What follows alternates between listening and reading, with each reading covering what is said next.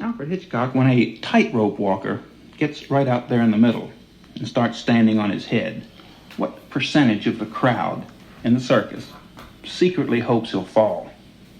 I would say about 1%. Just about one. There's a new law in New York State that demands a net underneath the high wire. Does that spoil the act? Completely. There are two kinds of onlookers in the world. Those who are sorry there's a net, and those who are glad it's there. Which one are you? I would say I'm sorry there's a net. If you know there is a net, what's the good of him doing the thing at all? All right. Freedom from fear is a great battle cry for politicians. But if people really wanted freedom from fear, why would they pay good money to get shocked out of their wits? This is Barry Farber, and the man who's won the right to answer that question ahead of everybody else in the world is across the microphone right now. He's Alfred Hitchcock. He's the high priest of panic, and he makes his living commuting from terror to suspense to laughter, and he's taken the whole world with him through 50 movies, and they've all lived up to Hitchcock's high standard of horror. But I want to find out if Mr. Hitchcock can remember his most terrifying moment in real life. We'll get underway with the director whose favorite applause is the human shudder. If Alfred Hitchcock were ever president of the United States, we might hear him say on Inauguration Day that we have nothing to fear but the absence of fear. Because for his past 50 movies, he's proven that fear is not only fun, but financially fruitful. Mr. Hitchcock, explain what you mean when you say that fear can be enjoyable. Well, we have to go way back, Barry, to the little baby in its mother's arms. I would say about 3 months old would be the figure. And for some inexplicable reason, the mother holding the baby and enjoying the baby and to the fullest suddenly says to it, "Boo!" The poor baby gets the hiccups and takes on a look of fear. And suddenly, the baby smiles. And the mother is as pleased as anything. So the baby enjoyed fear for the first time. The hiccups were soon over, and in a moment she was doing it again. Now this little baby didn't know it, but what was being brought out of it was the pleasure of fear. Well, now, of course, a housewife can be a Hitchcock in her own household if she knows how to trigger hiccups. But when the child gets a little bit older, how about when he sees cars speeding down the freeway and he knows that if he gets hit, he's not going to smile and give his mother a big laugh? He, long before he gets to the cars on the freeway, he gets on a swing and swings higher and higher until he gets so high that the thing nearly turns over and he stops it. He goes on till he scares himself. Do you enjoy fear? Did you enjoy the fear that you experienced in London during the Blitz? No. If you were going to say when was I most frightened, I think in World War I, sitting in a passageway in a house in London with the racket going on outside and the bombs dropping, and there I felt terrified because of the helplessness of the situation. You see, a soldier in battle is too busy going about his own business to worry about the things coming at him. That's why I've seen I remember in the First World War, soldiers were more scared than civilians because of the helplessness, right. Mm-hmm. Standing there and waiting. Well, the audience at a horror movie, at a Hitchcock movie, right, knows that it's insulated from the fear. Right. Even if the worst happens to the people they like on screen, it's not going to hurt them. Do you think that we like our fear as long as it can't really hurt, like the swing or the roller coaster? I think what we do temporarily, we transfer ourselves to the situation, and subconsciously somehow we know that we can turn it off, get up, go out of the theatre. But while we're transferring ourselves to that thing up there, for example, I'll give you a thing. I can't bear cruelty to animals of any kind. I get terribly upset. In fact, there was one movie where they were doing things to horses. I had to get up and go out. Can you explain the difference between terror and suspense, and which one do you prefer to whiplash the audience with? Terror is, I would say, less in the mind of the audience than suspense is. You see, if you remember a movie, Psycho, here you had a very violent killing in a bathtub, in a bathroom, you know. As the film went on, this was designed, this picture, to transfer the terror which you saw visually on the screen into suspense, which was transferring the thing to the mind of the audience. As that film went on, the physical thing got less and less. I was transferring it into the mind of the audience. You wrote a magazine article one time that used a different example. You were talking about a secret rendezvous between two lovers. Now, if the husband is in Detroit, see, and the two of them are rendezvousing in some little alcove somewhere, and the husband, who's supposed to be in Detroit, suddenly throws the door open and stands there with a gun. That's terror. That's a surprise. That's shock. But if you wanted to blend that into suspense, very different thing. All you do, give the audience more information.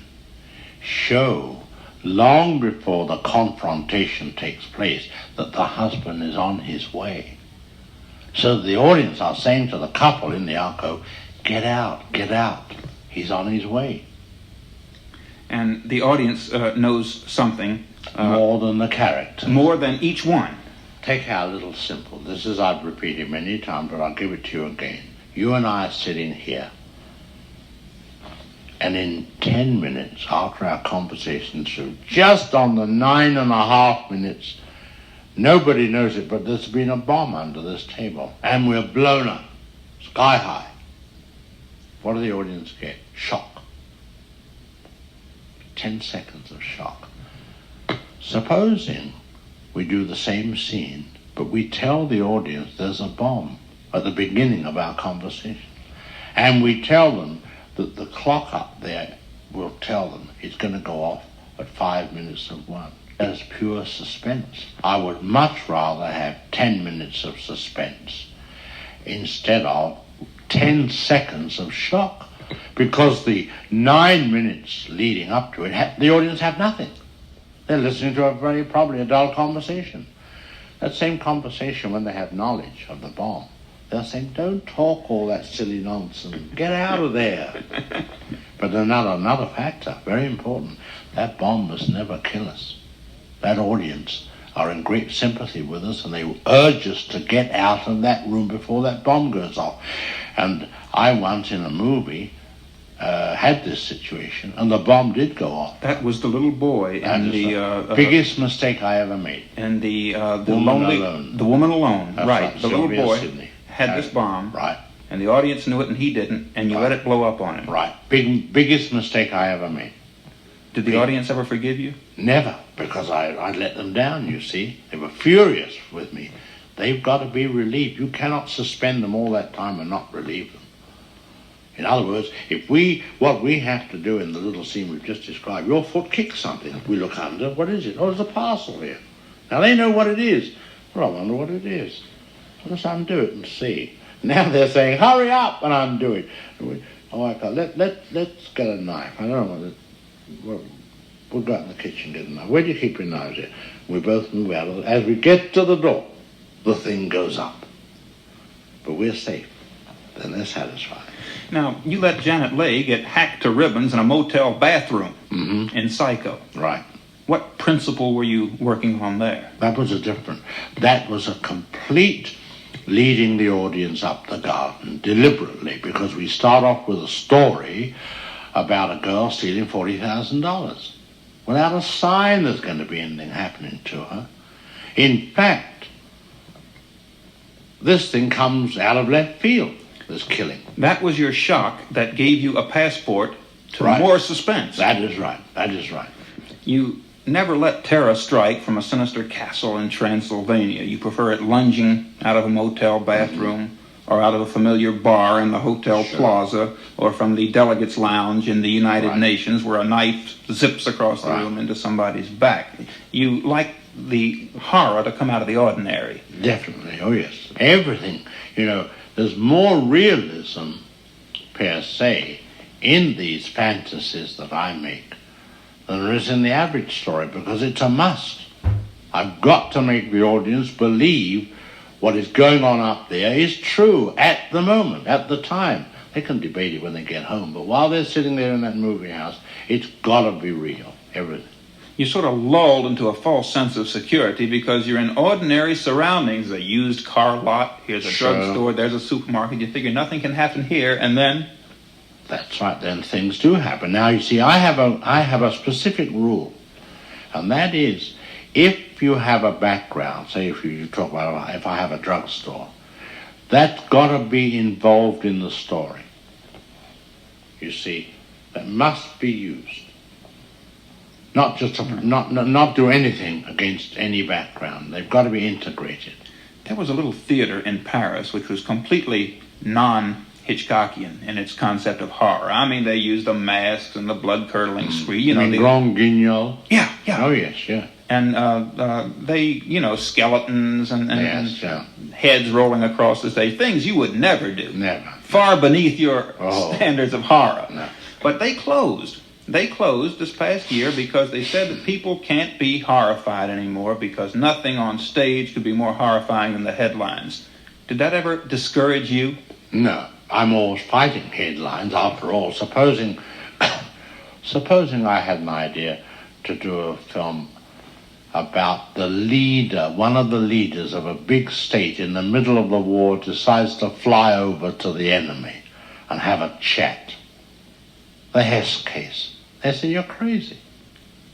That's where headlines take it away from us. It happens all the time. Call the roll on some of the stars, the big stars you've slaughtered on screen. Let's see, there's Grace Kelly, Ingrid Bergman, Cary Grant, Laurence Olivier. Stewart. Yeah, Jimmy Stewart. Mm-hmm. Why do you think people prefer to see the big ones cut up? If you walk along Broadway now and you see a street accident, you take a look, poor fellow, been knocked down by a taxi. You go on your way. Take a second look, it's your brother. Think of the difference in the emotion. Well, that's the same thing with what happens to the hero. If it's a known star, the story takes on a greater strength than it does if it's an unknown person. Mr. Hitchcock, the Birds starts off with a practical joke. Now, a lot of people suspect that you enjoy a good practical joke more than a box office success, and they're harder to stage sometimes.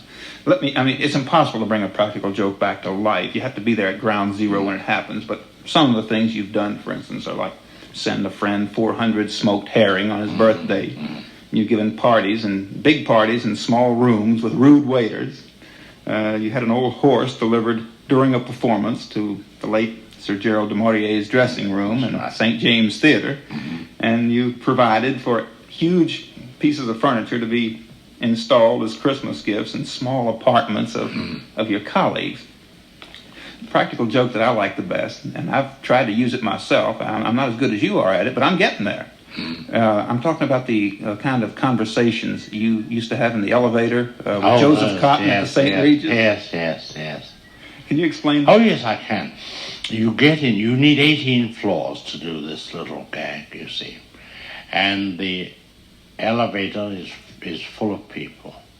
And I usually get in with my wife, and then I start the conversation as I get in the elevator. And I say, well, I didn't know the gun was loaded.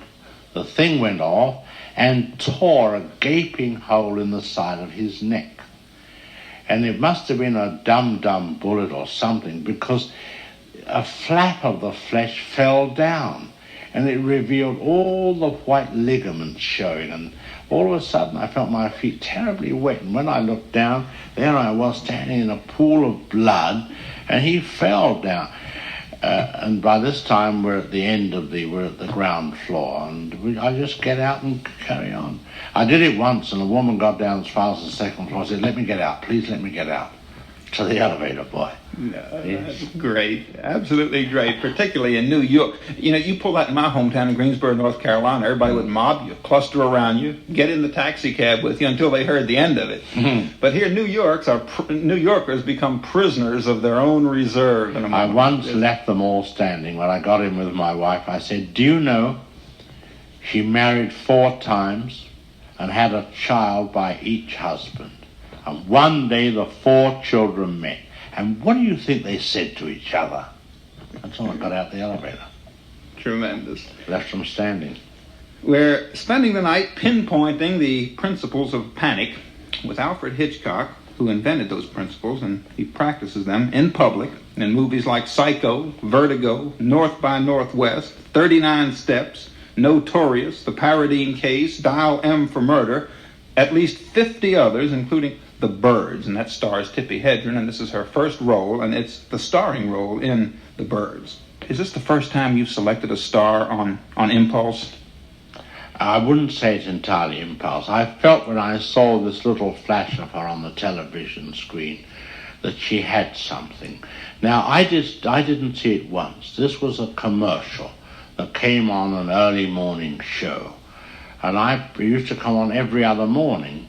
So naturally, it's a news show, and one used to turn this on while having early morning tea in bed about 7:30. So I got a chance to look at this girl probably a half a dozen times, and it had an effect on me that I thought, well, I better send for her, which I did. I didn't bother to see her. I was content with what I saw on the screen. And I had my assistants and people interview her, and I said, "What's she like?" And she seemed very bright. So I said, "Okay, we'll sign her up." Then I met her, and I went to work. The big trick was she going to be able to read lines? And she came up very well. I understand that you gave her the most expensive screen test in the history of Hollywood. Well, I believe this. I don't see how you can just put a girl in front of a newsreel camera almost and smack one light on her and talk to her and ask her a series of questions, and that's a test. I believe that it must be done just as though it were full production. The top cameraman, a top actor, a top wardrobe. You must see them at their best. I think she had the best screen test possible. She just caught your attention from out of a TV commercial. That's right, yeah. Can't get a better head start than that. No. When you walk across the screen in your movies, I mean, everybody knows you do. And I find myself at times paying more attention looking for you than I do following the plot. That is why I get rid of it in the first shot in the picture. So that everybody can quit looking and relax. Quit looking and get on. He's gone, and that's enough. Now, I can see how you got in on The Lodger and The Case of Lady Camber and The Girl Was Young and The 39 Steps, which is my wife's favorite movie. Mm-hmm. She saw it in Sweden when she was a little girl and almost decided never to leave Sweden because she didn't want to be any place where anything like that could go on. I can see how you get in and out of these movies. But how did you tackle Lifeboat? Because that was all in the middle of the ocean. Well, I just devised a little newspaper ad read by one of the characters, an old newspaper he had with him. And there in this ad is a product called Reduso. And it showed me before and after. Incidentally, are you sensitive about the fact that you lost 100 pounds? I think it's inspiring. I was very glad to do it. I'm in the middle of losing more. I got down to about another 25 off in the last month or 5 weeks, but coming to New York slowed it up a bit. Let's get a little bit clinical. How did you do it? There are a lot of people out there who would like to lose weight. Was it hard? Did it take willpower? Or? It takes willpower, and there's only one thing that takes off weight. Cut down the intake. You can read all the books you like. You're going to have all the fad diets you like. I tried an experiment which I'd often thought about but never put it into practice, is not eating at night, or eating the absolute minimum, because that's the meal you go to bed on. That's the meal you do not work off. The breakfast and lunch you work off, but that one you don't. I wish you'd write a book on that someday. That'd be the one Alfred Hitchcock story with a happy ending for everybody. Well, you know, even when you look at these old diets like lamb chops and pineapple, why, one slice of pineapple is only 50 calories anyway, and each lamb chop's 100 calories. So you've got 250 calories. People think it's a combination of the pineapple and the lamb. Nothing at all. We spend a lot of time arguing whether it's easier to make Americans laugh or Englishmen. Who is it easier to make horrified? I think it's the same the world over. I'm very conscious of the fact that if I'm devising a picture by the use of film, emotion, I want that emotion to affect the Japanese, the Germans, everyone, at the same time if necessary, the world over. The Portuguese sabotaged you. They took Psycho, and when they threw away the title Psycho, and they gave another title, The Boy Who Masqueraded as His Mother, which of course gave away the whole film. Yes.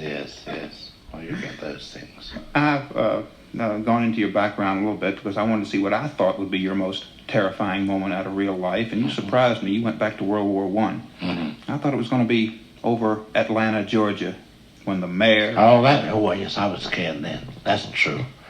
And, of course, I was really scared. And we had a reporter in the plane with us because we kept, we were going there for the anniversary of Gone with the Wind. Olivier, Vivian Lee, myself were the three people going there. And the mayor was down below, get it down, get the plane down. We've got 3,000 people waiting here, searchlights going on. I could see them on the underside of the cloud. We kept diving down. He could never make it. And I said, let's get out of here. Let's go back to Memphis, Tennessee, wherever our last place we got on, or Louisville. I can't remember where it was. Anyway. And the funny thing, this sounded awful panicky.